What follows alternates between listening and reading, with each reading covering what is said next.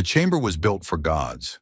That was the only word Reva Castillo could find for it, standing at the entrance with her delegation of 11 humans behind her, all of them dressed in their best dark suits, all of them trying very hard not to look up.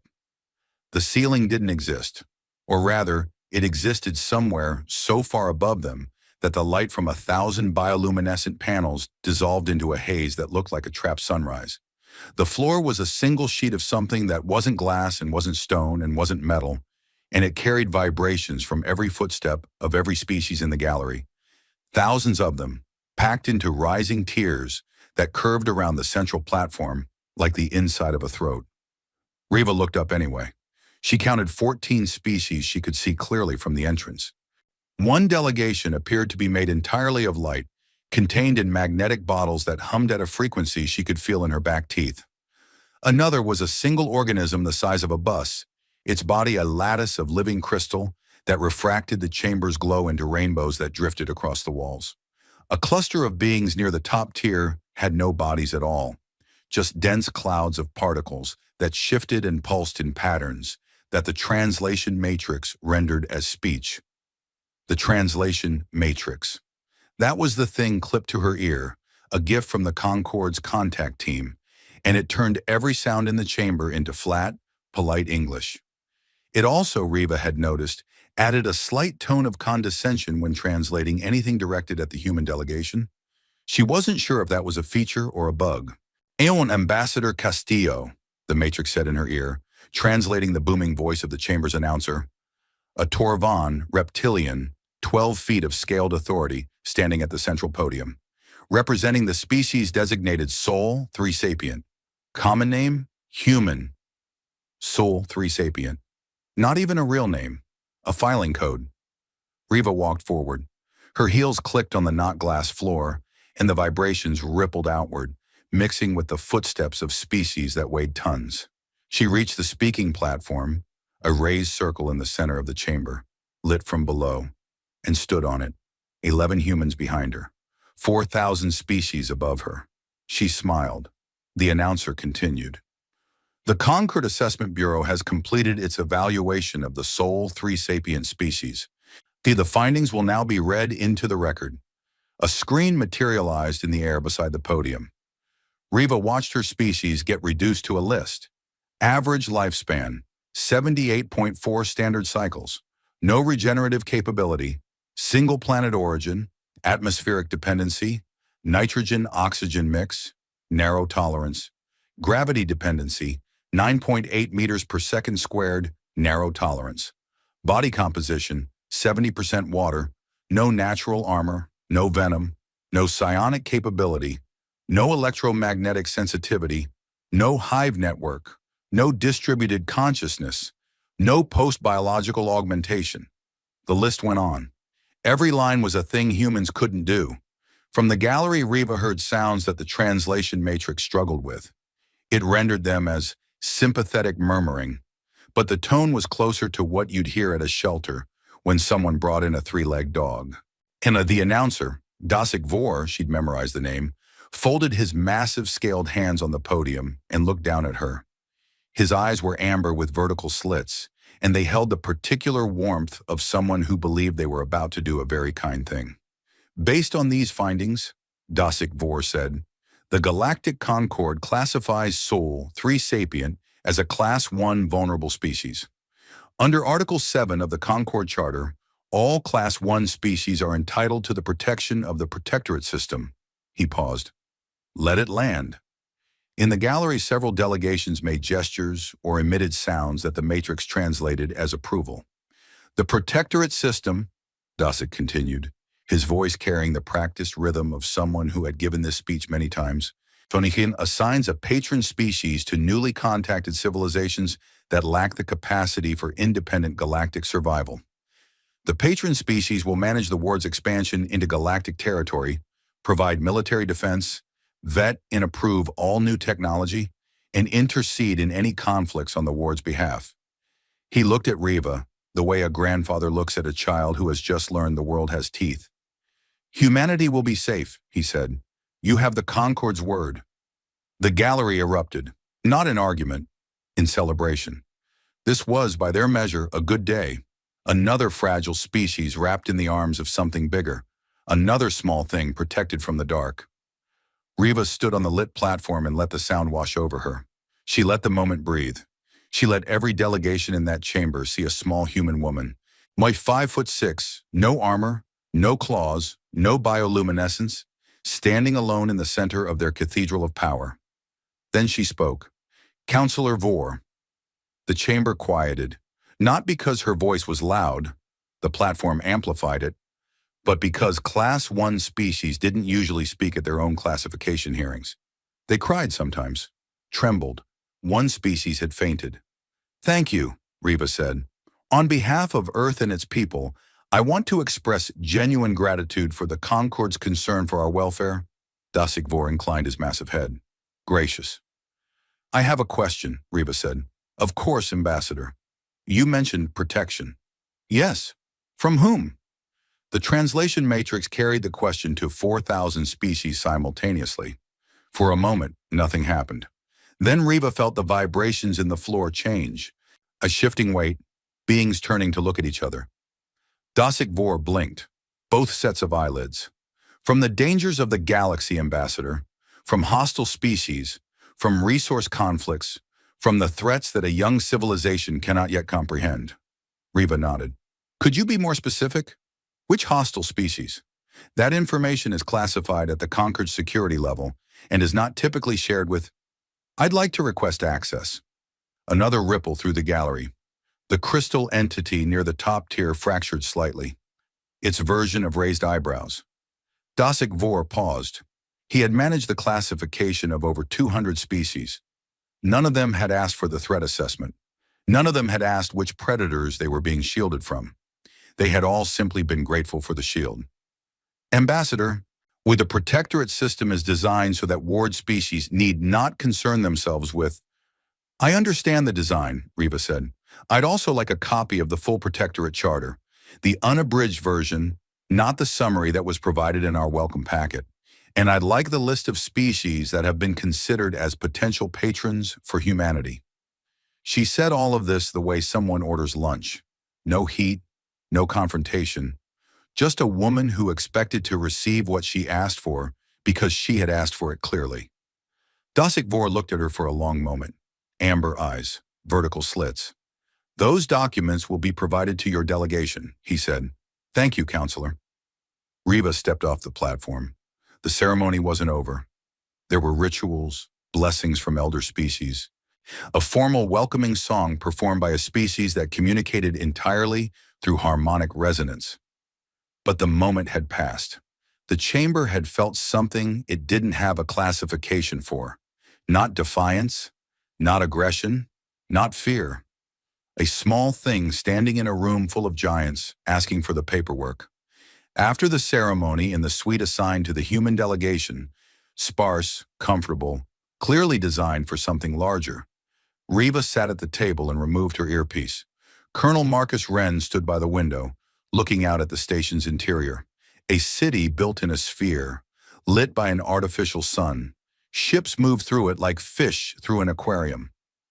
31 delegations made eye contact with me during the ceremony, Wren said without turning from the window. He spoke in Navajo. Two had 2 operatives in the gallery, both. Had 2 operatives in the gallery, both pretending to be maintenance workers.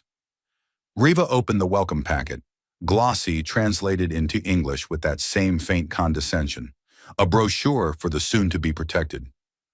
They're kind, she said. Wren turned from the window. His face did nothing. They're kind the way a cage is comfortable, Riva said. The blanket is soft. The bars are still bars. She pulled out her personal tablet. Not the one the Concord had provided, the one they'd built themselves, shielded in ways the Assessment Bureau hadn't thought to scan for, and began making notes. How long? Wren asked. 3 months, Riva said. Here, and we comply for 3 months. We learn everything. We smile. We say thank you.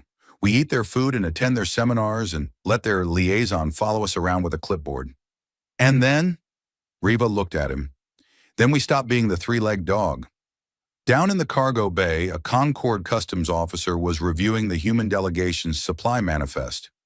Most of it was standard: clothing, food stores, communication equipment, cultural gifts for diplomatic exchange.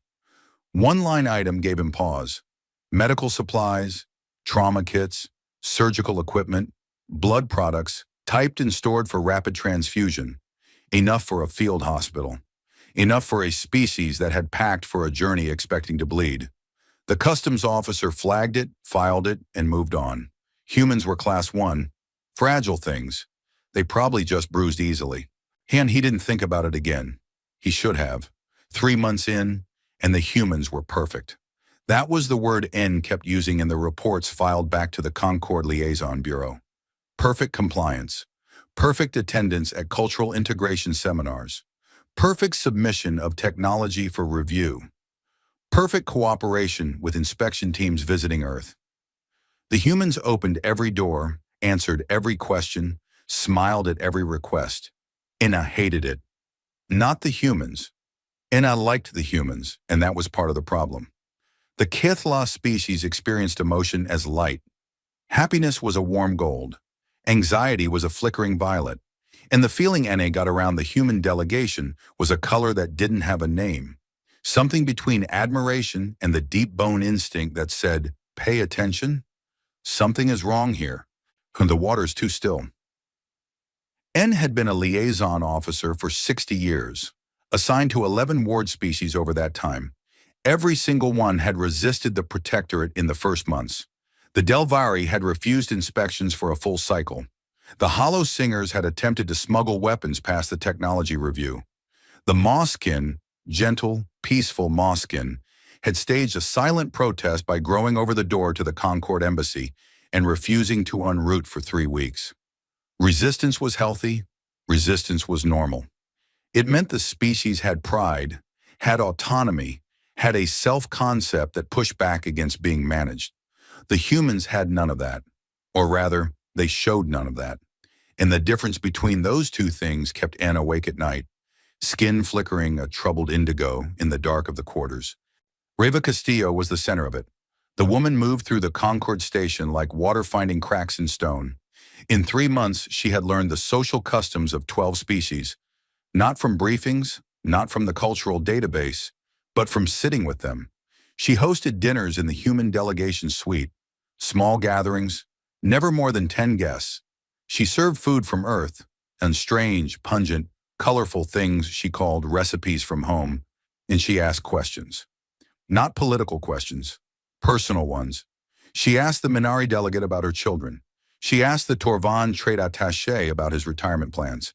She asked a maintenance worker from the drift species, a gaseous being that most council members walk through without acknowledging, what his favorite part of the station was.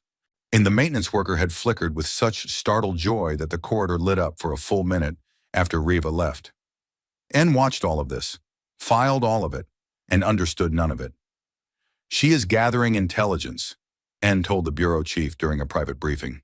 The bureau chief, a Torvan named Sethik, built like Dasik Vor but with less patience and more suspicion, made the gesture that meant amusement. "She is hosting dinner parties." "The dinner parties are the intelligence gathering." Sethik's amusement hardened. "N, they're class 1. Their planet has 1 moon. They can't even survive the temperature range on their own world without wrapping themselves in dead animal skin. They're not gathering intelligence. They're being social. Some species do that." N's skin went a cool blue. Agreement. Ashran on the surface. Underneath, the indigo pulsed. The dinners continued. Reva never invited major delegations. Never the Torvan. Never the crystalline hegemony. Never anyone with real power. She invited the small ones. The species with 1 planet, 2 planets. The ones who sat in the upper tiers of the gallery because they'd been there the longest and mattered the least. The ones the Concord called legacy members, in official language and furniture in private. She remembered their names. She asked about their homeworlds. She brought them food, and Colonel Wren sat in the corner of every dinner, said nothing, and refilled drinks. N watched Wren the way a small animal watches a shadow that might be a bird or might be a branch. The man's face was a locked door. His body was still in a way that biological beings weren't supposed to be still. No fidgeting, no shifting weight, no unconscious movement. He sat. He watched. He poured wine from a bottle he'd brought from Earth, a deep red liquid the humans called something N's translation matrix rendered as the blood of the vine. N didn't find that funny, and didn't think it was meant to be funny. On the 42nd day, the quiet office flagged a report to NA's desk. Human cultural media had been translated by the Concord's automated systems and was circulating through the lower-tier species networks. This happened with every new species. Their art, their stories, their entertainment got absorbed into the galactic information flow. Usually it was unremarkable. The Moskin had contributed beautiful growth songs, and the Delvari had shared mathematical poetry. The humans had shared war, not just war stories, war, everything. Films, novels, histories, games, songs, paintings, statues, memorials. The Quiet Office's Cultural Analysis Division had run the numbers and flagged a statistical anomaly. Humans had more distinct words for types of armed conflict than the Kethla, a species that communicated through 40,000 colors of light, had words for emotions. The report called it a cultural curiosity and recommended no further action. N read it 3 times. The word count was not the thing that bothered N. The thing that bothered N was the tone of the human war stories. They weren't celebrations. They weren't clinical records. They were something the translation matrix couldn't quite capture. A mix of horror and pride and grief and dark laughter that existed in the same breath. Humans told stories about their wars the way other species told stories about natural disasters. As if the wars were something that happened to them, even though they were the ones doing it. As if they were both the storm and the thing caught in the storm. On the 61st day, Riva invited N to tea. Not a delegation dinner, a private meeting, just the two of them, in a small room off the main suite with a ceramic pot and 2 cups and steam that curled in the recycled station air. N sat across from the human ambassador and tried to read her. Among the Keith Law, emotions were visible. You couldn't hide them. Your skin told the truth even when your mouth didn't. We humans had no such transparency. Their skin did nothing. Their eyes did everything, but in a language Annie hadn't learned to read. You're worried about us, Riva said. Anna's skin flickered, caught, a burst of violet that faded to neutral. I am your liaison. Concern for your well-being is my function. That's not what I said. Riva poured tea. The liquid was amber. It smelled like the Earth cargo hold, like soil and something sweet and something burned. You're worried about us the way you'd be worried about a room that's too quiet, Riva said. You've been doing this for 60 years. You know what resistance looks like, and you know what we look like. What do you look like? Anne asked. Like something that's choosing not to resist, and that bothers you more than resistance would. Anne said nothing. You think? Then why? Because we're not for the reason you think. Then why? Because we're not pretending. We genuinely appreciate what the Concord is offering. Protection is valuable. We know that better than most. Then why does it feel wrong? Anna's skin went still, completely still. A Keth law going dark was the equivalent of a held breath. Riva set her cup down. You asked me a question once, through the official channels, 60 days ago. You asked why humans never talk about their wars. You didn't answer. I'm answering now. Riva looked at N, and her eyes, brown, ordinary, good the color of the dirt on a planet N had never visited, held something that the translation matrix would have rendered as calm, but that N's empathic senses read as a controlled fire behind glass.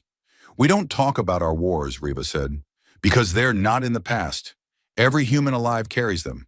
We didn't evolve past violence. We evolved through it. We are what's left after 10,000 years of asking one question over and over. What question? What are you willing to do to survive? The room was quiet. The tea cooled. Every species in this station has an answer to that question, Riva said. Most of them answered it once, a long time ago, and then built a civilization on top of the answer and tried to forget. We never forgot. We can't.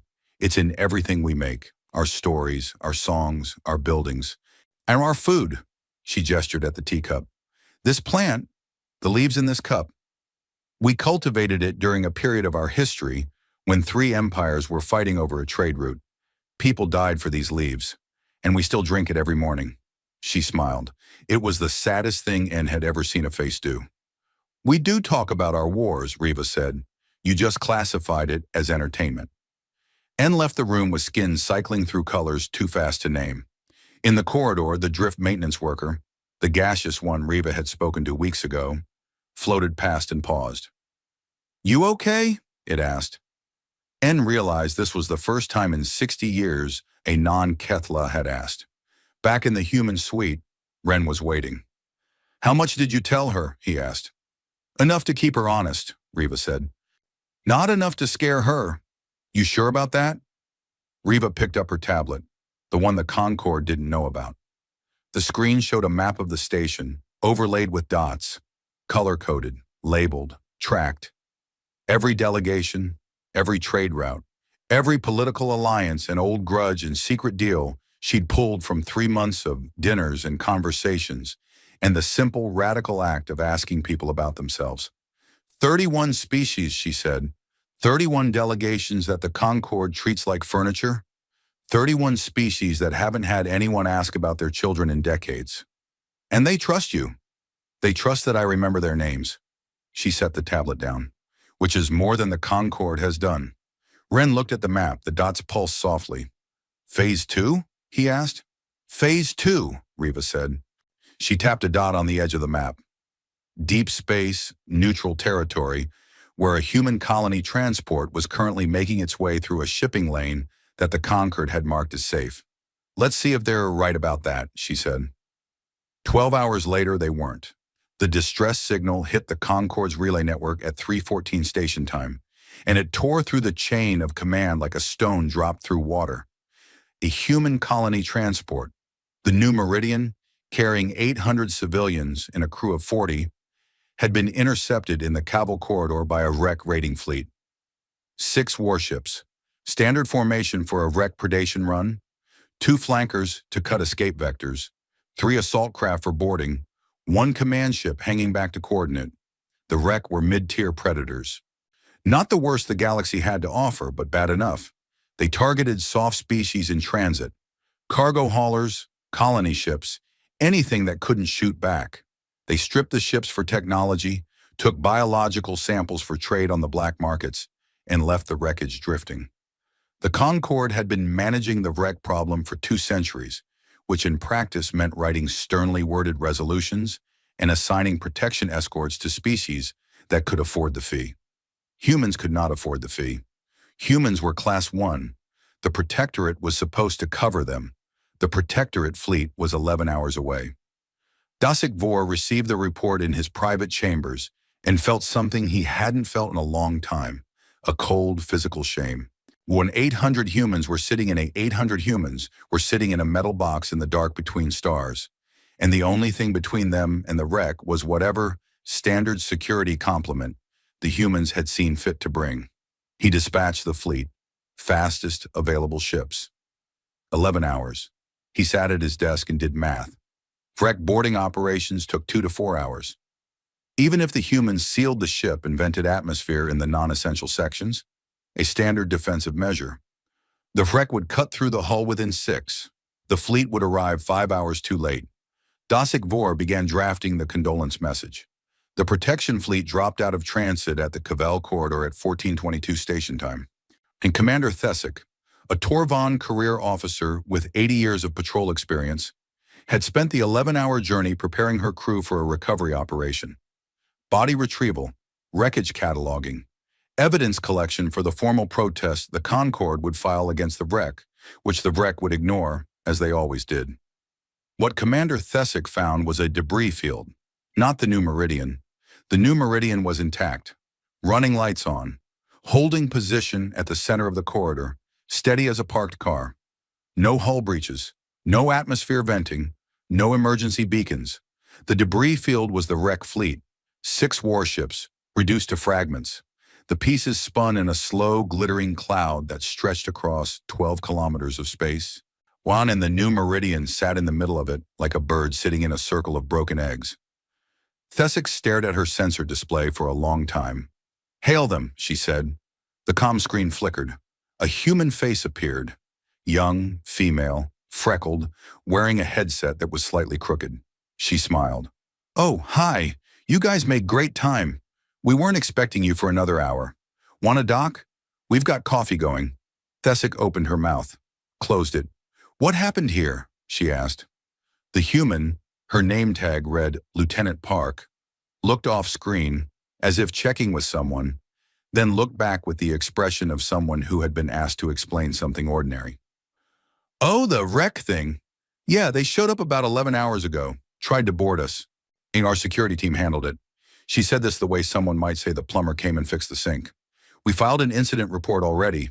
Want me to send you a copy?" "Your security team," Thesic repeated. "Yes, ma'am." "How many personnel?" 40. 40. 40. Standard complement. Thesic looked at the debris field. 12 kilometers of what had been 6 warships crewed by a total of approximately 1,800 wrecked combat soldiers. 40 humans. "Casualties?" Thesic asked.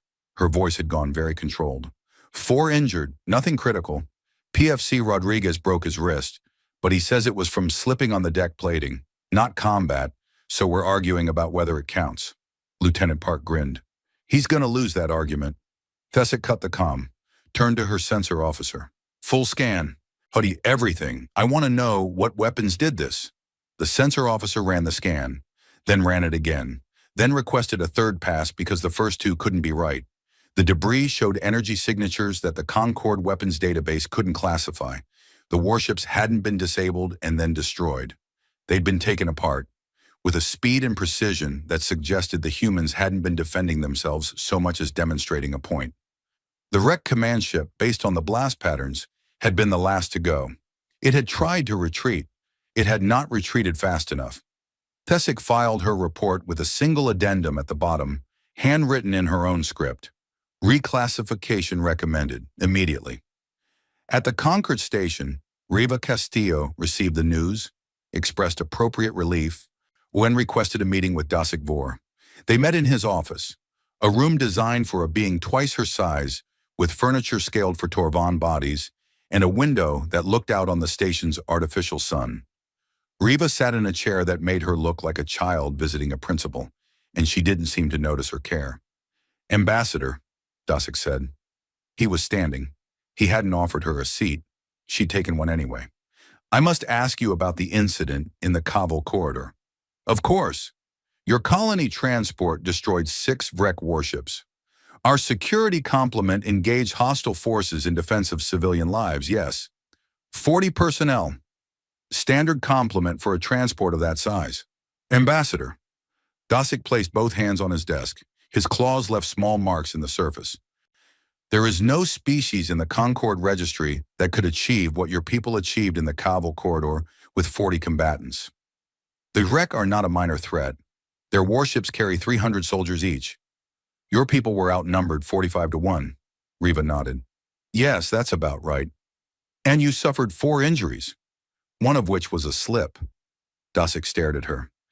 "Ambassador, the Concord classified your species as Class 1 vulnerable.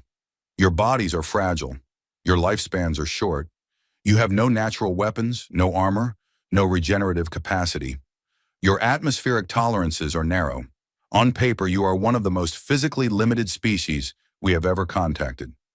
"All of that is accurate," Riva said. "Then how?" "Because all of that is accurate." Dasik stopped.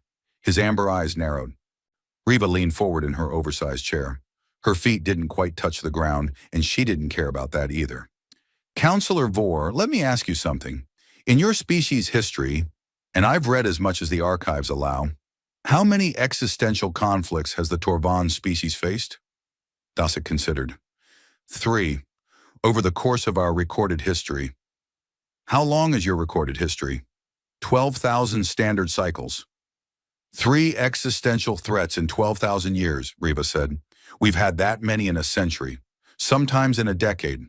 Our planet tried to kill us with ice, then with heat, then with disease, then with famine. And when the planet took a break, we did its job ourselves. We have been at war for so long that we don't have a word for the absence of war. Natch, we borrowed one. Peace. And we've never quite believed in it. She paused. Let the words sit. You classified us by what our bodies can do. That's reasonable. Our bodies are exactly as weak as your assessment says. We break. We bleed. We die from things that other species don't even notice. A fall from a modest height can kill us. A small change in temperature can kill us. A piece of food lodged in our throat can kill us. She looked at Dosick with those brown eyes, ordinary as dirt, steady as bedrock. That is why we build things that make sure we don't have to rely on our bodies. That is why we invented fire before we invented writing. That is why the first thing we did when we reached space was figure out how to kill things in it. You are describing a weapon species, Dosick said. No, Riva said. Kuna, I'm describing a scared species. There is a difference, and it matters. She stood up. Even standing, she barely reached the middle of his chest. We don't fight because we're strong, counselor. We fight because we have never, for one moment in our entire history, been able to afford not to. Every generation of humans has lived with the knowledge that something is trying to kill them, and every generation has decided that the answer is not to accept it. She walked toward the door. Stopped. You asked how 40 people destroyed 6 warships. The answer is that those 40 people grew up on a planet where everything, the weather, the wildlife, the geology, the bacteria, and especially each other, was trying to kill them from the moment they were born. The wreck were not the scariest thing those 40 people had ever faced. The wreck weren't even close. She left. Dosick stood in his office for a long time. The marks his claws had left in the desk caught the light. That evening, NA accessed the full human cultural archive, not the curated version the Concord had prepared. The complete one, declassified at Riva's request, filed without fanfare in the general database. N started with the wars. There were so many names, so many dates, so many places that no longer existed because someone had decided they shouldn't. N read about trenches filled with gas, about cities turned to shadows on concrete, about machines designed to kill as many people as possible in the shortest amount of time, built by the same species that composed music that made N's skin glow in colors that had no names. One N read about a weapon that split the atom itself, the fundamental building block of matter, and turned it into fire. The humans had built it in secret, used it twice, and then spent the next 80 years terrified of what they'd done, pointing it at each other across oceans, daring each other to blink. They never blinked. They never fired. They just held the fire and kept living. N went dark for 2 days. When N resurfaced, the Kethlaw's bioluminescence had shifted to a color that other Kethlaw recognized immediately. It was rare. It was the oldest color their species had. Older than language, older than civilization. Bred into their skin from an era when the Kethlaw had predators. The color meant, I have seen something that should not be real, and it is real. And I do not know what to do with this knowledge. The closest translation in human language was awe, or fear. The Kethlaw had never needed to distinguish between the two. The emergency session was called on a rest day, which had not happened in the Concord's recorded history. Rest day was sacred to at least 40 species, and mildly important to 300 more. And the fact that Dosick Vor had overridden the schedule told everyone in the chamber what they needed to know before a single word was spoken. Something was wrong. Something was wrong enough to break tradition. The gallery filled fast. Species that usually sent junior delegates sent their primaries. The crystalline hegemony, who normally communicated through a single-faceted representative, sent 3, which meant internal disagreement. And the drift collective thickened near the upper tiers, their gaseous bodies pressing together until the section of the gallery looked like a slow-moving storm cloud. Even the light beings in their magnetic bottles pulsed at a frequency that the Kethlaw interpreted as agitation. NA sat in the liaison section, skin cycling through muted colors, trying to project calm professionalism and achieving something closer to the look of a person sitting very still on a bus that might be on fire. Reba Castillo sat in the human delegations assigned section, lower tier near the floor, where Class 1 species were placed for easy access to emergency exits. She wore the same dark suit she'd worn at the classification hearing 3 months ago. Colonel Wren sat beside her, hands folded. My face doing its usual impression of a granite cliff in no particular hurry to erode. Dasik Vor took the podium. He looked older than he had 3 months ago. The scales around his eyes had dulled, and his hands, and those massive, clawed hands, rested on the podium's surface without gripping it, which for a Torvayan signaled something past anger and into the territory of resignation. The Concord Assembly is called to emergency session, he began, to address the reclassification of species Sol 3 sapient, humans, from Class 1 vulnerable to Class 4 apex threat. The chamber erupted, not in the polite murmuring of the classification hearing. This was noise, real noise. The kind made by 4,000 species who had all received the same intelligence briefing in the last 12 hours and had come to very different conclusions about what it meant. Dasik raised a hand. The chamber quieted. Not silent. Species don't go silent when they're scared, but quieter. A held breath kind of quiet. 3 days ago, Dasik said, a human colony transport was intercepted by a wreck raiding fleet in the Cavell corridor. 6 warships, 1,800 combat personnel. The humans defended themselves with a security complement of 40 individuals and sustained 4 injuries, one of which was a slip on deck plating. He paused to let the absurdity of that last detail land. It landed. The Concord Assessment Bureau has since conducted a full review of all human activities since first contact. I will now present the findings. The air screen materialized beside him. Dasik began. Item 1. The Cavell corridor engagement. Sensor data showed weapon systems that did not exist in the Concord registry. The human security complement had deployed technology that the Bureau's analysts could not reverse engineer from the debris because the debris was too thoroughly destroyed. Item 2. The cultural archive. Declassified at the human ambassador's own request. A fact Dasik emphasized, because it meant the humans wanted the Concord to see this. The archive contained the complete military history of a species that had been fighting itself and its environment without pause for 10,000 years. The Bureau's conflict analysts had attempted to catalog the number of distinct wars in the archive. They stopped counting at 14,000. Item 3. The medical supplies. The human delegation had arrived at the Concord station with enough trauma surgery equipment to operate a field hospital. Before first contact, before the classification hearing, before they knew whether they would be welcomed or attacked, they had packed for blood. Item 4, and this was the one that changed the temperature in the room. The cultural attachés. In 3 months, the human delegation had embedded 31 operatives. Dasik used the word operatives and let it hang, in the delegations of 31 minor species. These individuals had been introduced as cultural exchange personnel. They ate meals with their host delegations. They attended social events. They helped with translation issues. They were, by every external measure, friendly visitors engaged in harmless diplomacy. They had also, in those 3 months, learned languages the translation matrix didn't cover. They had mapped every political alliance and grievance in the Concord with a detail that suggested professional intelligence gathering. They had identified the Quiet Office's operatives, documented their movements, and, Dasik's voice dropped here, just slightly, had begun counter-surveilling them. The room didn't erupt this time. It went cold. In summary, Dasik said, and his voice was very steady, the species we classified as the most vulnerable civilization the Concord has ever contacted has spent 3 months conducting a comprehensive intelligence operation across our entire political structure, while simultaneously demonstrating military capabilities that exceed most of our combat-rated species. He looked at the human section. The assessment was wrong.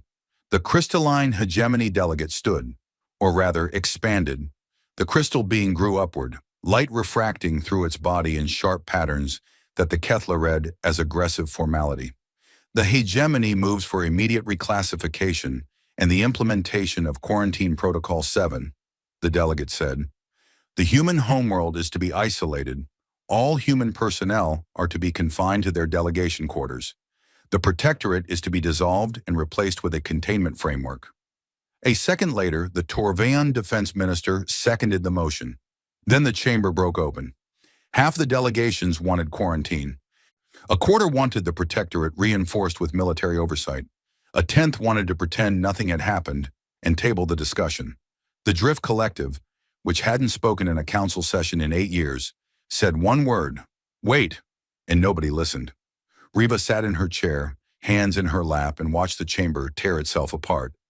Ren sat beside her with the same expression he'd worn for 3 months, the same expression he would wear in a hurricane, or at a birthday party, or standing in the ruins of everything. Then he stood up. The motion was so unusual.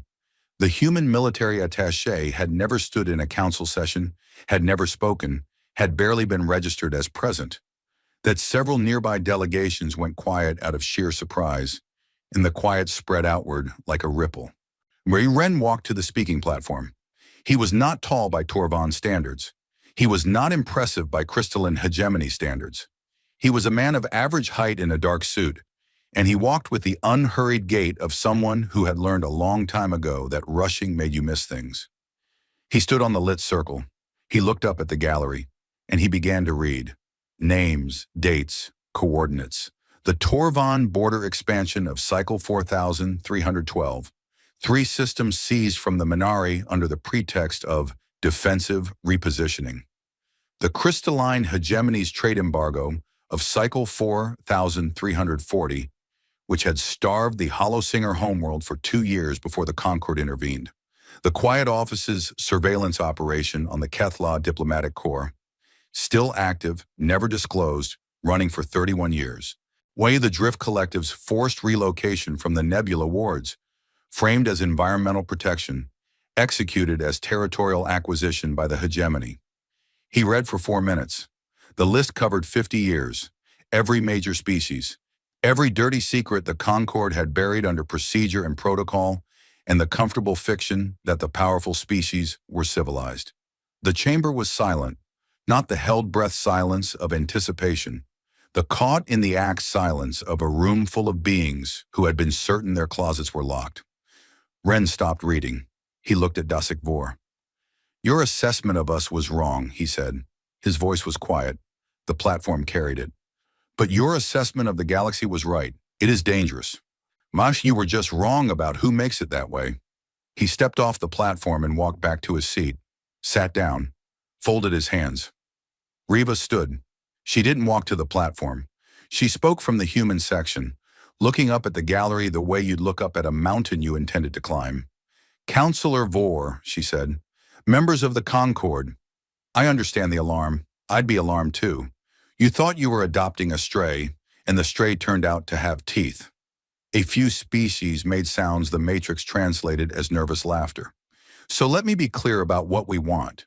Not what you think we want, not what your threat models say we should want, what we actually want." She paused. "We want a seat." The chamber waited. "Not above you, not below you. At the table. Equal membership. Full voting rights. No patron. No protectorate. No containment protocol." The hegemony delegate flared. "On what basis?" "On the basis of what we've done with the 3 months you gave us." Reva's voice didn't rise, didn't harden. It stayed exactly where it had been since the first day. Calm, clear. The voice of someone who had spent 6 years negotiating with people who had guns and had learned that volume was the first thing you gave up. "You're looking at our intelligence operation and seeing a threat. That's fair. Look closer. Every one of those 31 attachés embedded in your minor delegations, what did they actually do?" She let the question sit. "They shared human agricultural techniques with the Minari, who have been struggling with crop yields for 50 years because nobody on the council thought it was important enough to address. They shared medical knowledge with the Holosingers, whose infant mortality rate has dropped 11% in 3 months because a human doctor showed them a procedure we invented 400 years ago. They shared engineering solutions with the Drift Collective that allowed them to stabilize 3 of their atmospheric habitats." She looked at the hegemony delegate. "For free. No contracts, no debts, no leverage. Free." The chamber was processing. 4,000 species, recalculating. "You built a system," Reva said, "where the strong protect the weak by controlling them. You call it the protectorate, and you believe it's mercy. Maybe it started that way. But look at what it's become. The strong species sit at the top. The weak species sit where you put them. And nobody asks the weak species what they need because the strong species already decided. She looked at the gallery, the upper tiers, where the small delegations sat, the ones she'd hosted dinners for, the ones she'd remembered. We didn't come here to be protected. We didn't come here to conquer.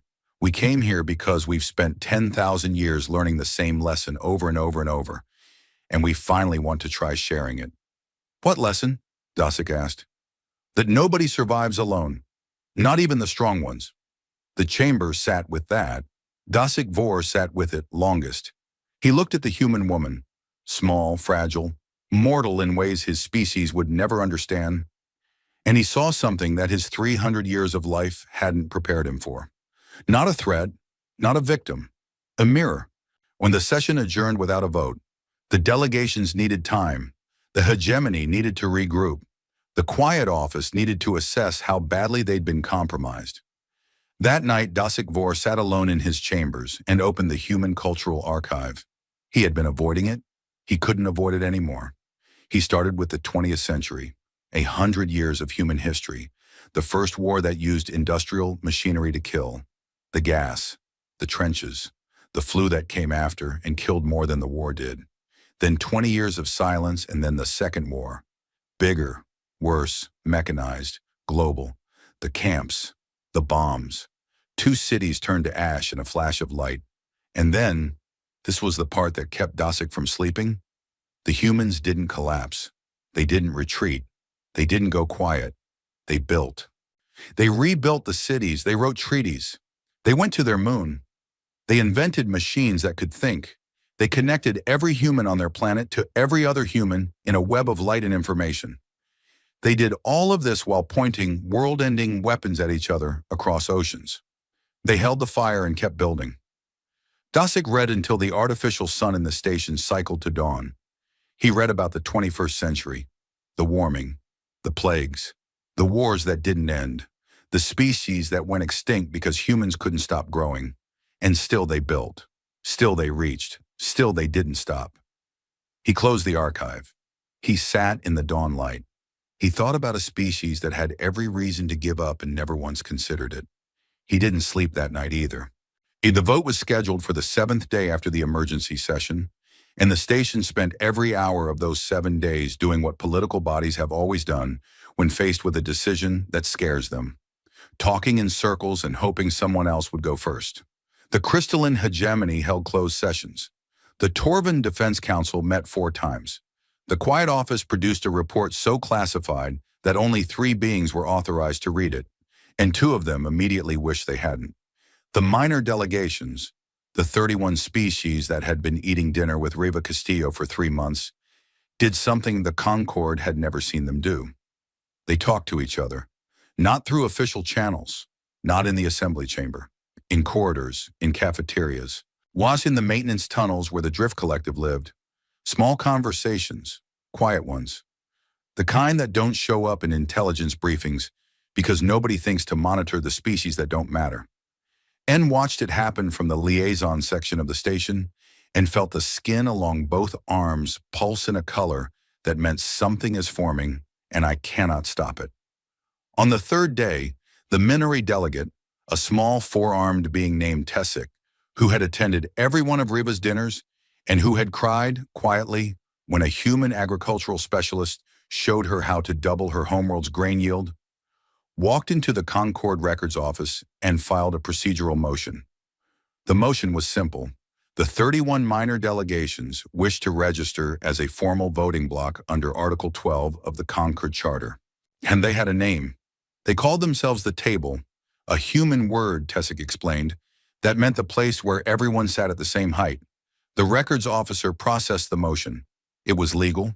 It had always been legal. Nobody had ever done it because nobody had ever organized the minor species into a single political unit. Nobody except a woman who remembered their names. By the 5th day, the Table had become the 2nd largest voting bloc in the Concord, behind only the combined Torvan Hegemony Alliance. 31 species, individually powerless. Together, a weight that the Assembly's political math could no longer ignore. Dasik Vor received this news in his chambers. He was still not sleeping. The human archive was still open on his screen. He had moved past the wars now, on or past the plagues and famines and self-inflicted catastrophes, and had arrived at something else. Human art, human music, human poetry. He was reading about a man named Mandela who had been locked in a cage for 27 years by his own species and had walked out and forgiven them. Dasik didn't understand it. Not the forgiveness. The Torvan had concepts of mercy. He didn't understand the 27 years. A human lifespan was 80 cycles less. This man had spent a third of his life in a cage, and when the cage opened, he chose not to burn the world that had put him there. He chose to build. Dasik closed the archive and opened his voting notes. He had been planning to vote against human membership. He had spent 300 years building the protectorate system. It was his legacy, his life's work. And the idea that strength protected weakness, it was elegant, it was right. Except the humans hadn't asked to be protected. They had asked who they needed protection from. And the answer he had spent 7 sleepless nights arriving at, was that the thing humans needed protection from was the protectorate itself. Not because it was cruel, because it was comfortable, because it made the weak dependent and the strong complacent, and it called that arrangement mercy. On the 6th day, N requested a meeting with Riva. They met in the same small room, same ceramic pot, same tea. Reva looked tired, not the performative kind of tired that politicians wore like armor, but the real kind, the kind that lives in the muscles of the jaw and the weight of the hands. She had been carrying something for 3 months. Nana and the weight was starting to show. "You did this on purpose," N said. Reva poured tea. "You'll have to be more specific." "All of it. The compliance, the dinners, the friends, the rec engagement, the colonel's list, the voting block. You planned all of it before you stepped onto this station." Reva held the cup in both hands and blew on the steam. "Not all of it," she said. "The rec were a surprise. We knew something would happen. You don't walk into a galaxy full of predators with a Class 1 label on your back and not get tested. We just didn't know who would test us first. But the security complement was always going to be there. We don't send our people into the dark without the means to bring them home. That's not a plan. That's a principle." N's skin went quiet, a steady, low glow, the Kethla color for deep listening. "I've read your archive," N said. "All of it." "I know. I asked the database to tell me when you accessed it. You wanted me to read it. I wanted someone on this station to understand us. Not our military capability, not our political strategy. Us. What we are when nobody's watching." N.A. looked at Reva and the empathic sense, the one that read emotions through proximity, through air, through the subtle electromagnetic signatures that biological beings couldn't suppress, told Enna something that the files and the briefings and the intelligence reports never could. Reva Castillo was afraid, not of the vote, not of the Concord, not of the hegemony's quarantine motion or the Torvan's military posturing. She was afraid of being alone, of her species being alone, of standing in the dark between stars with 8 billion people behind her and no one beside her, and the knowledge, old as her bones, old as her species. That alone was how things died. "You didn't come here for power," N said. "No. You came here because you were lonely." Reva's hands tightened on the cup. One small movement, the only crack in 3 months of perfect composure. 10,000 years, she said. Her voice was the same, calm, measured, the voice of a negotiator. But her hand said something else. 10,000 years of looking at the sky and wondering if there was anyone else. Building telescopes, sending signals, launching probes, writing messages in mathematics and gold and music and strapping them to machines and throwing them into the void. She set the cup down. "And then you answered. And the first thing you said was, you need to be managed."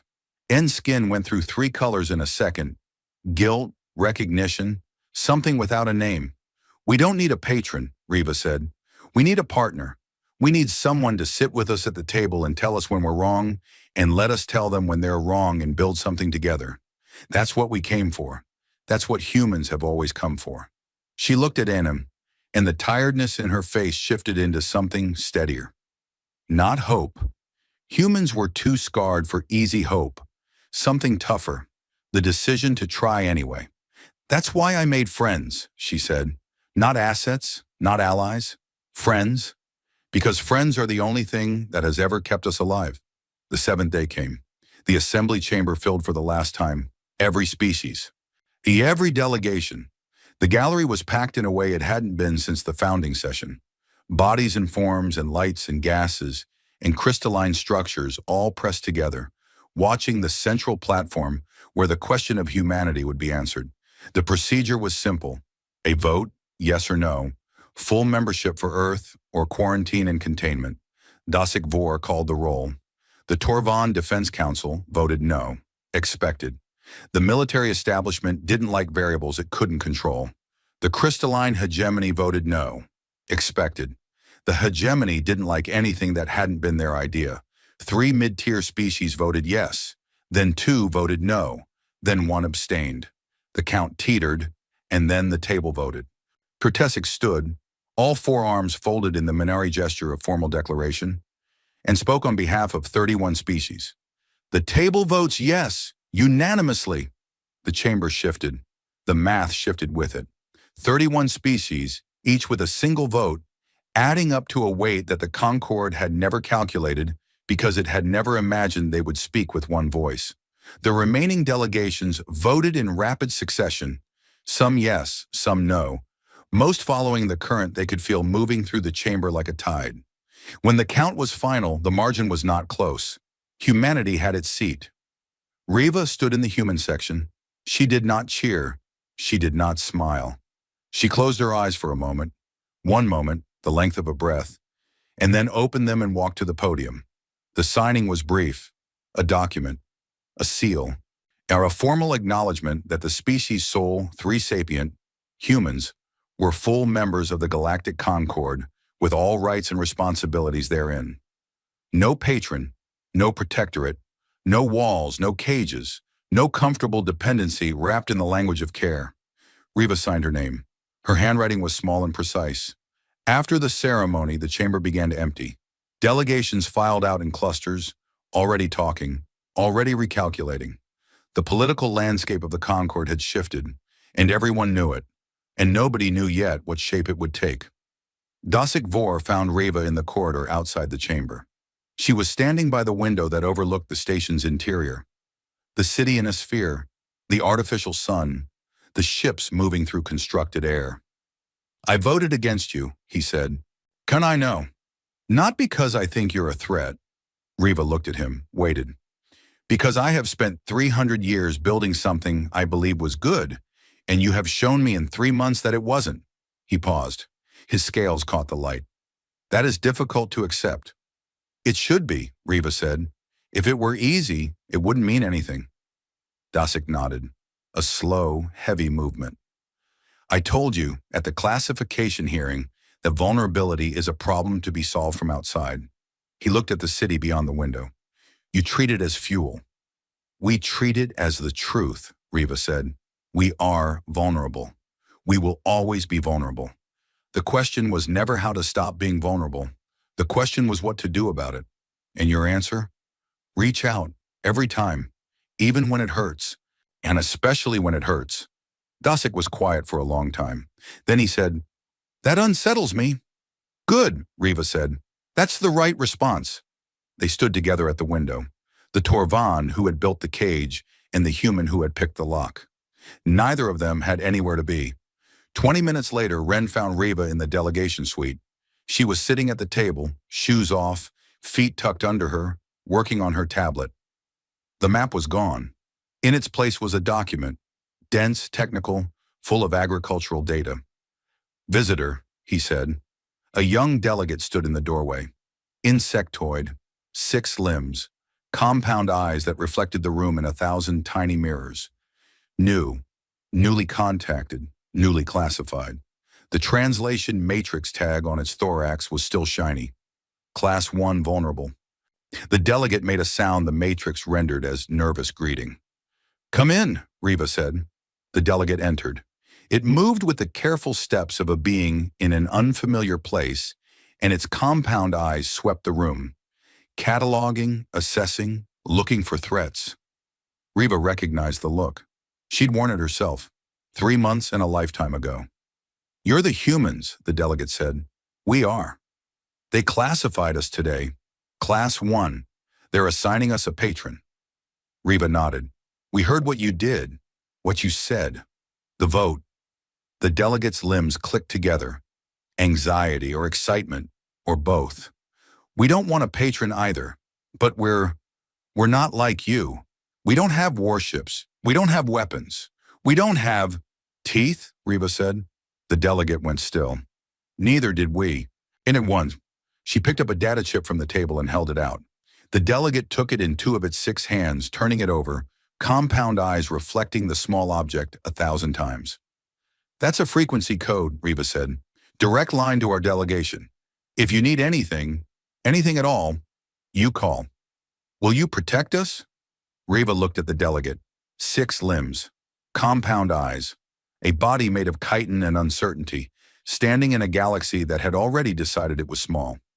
"No," she said. "I'll teach you to protect yourselves." The delegate's mandibles clicked. Processing. "That's what humans do," Reva said. The delegate left, clutching the data chip like a first prayer to a new kind of god. Ren watched it go from the doorway, then looked back at Reva. "Another one," he said. Another one." She was already pulling up the file. Agricultural data, medical basics, engineering fundamentals. Everything a scared small species needed to start building the muscles the galaxy had told them they'd never have. Ren leaned against the doorframe. "How many do you think there'll be?" Reva looked at the file, looked at the window, looked at the galaxy, vast and dark and full of teeth and wonder and species that had never been asked what they needed. "All of them," she said. "Eventually." She started typing. Outside the window, the artificial sun turned, and the city and the sphere went on living, and somewhere in the corridors of the station, 31 species were talking to each other for the first time, when a young insectoid delegate was walking back to its quarters with a chip in its hand and something new in its chest. Not safety, not comfort, not the borrowed warmth of a patron's shadow. Something harder, something human. The stubborn, unreasonable belief that tomorrow could be built.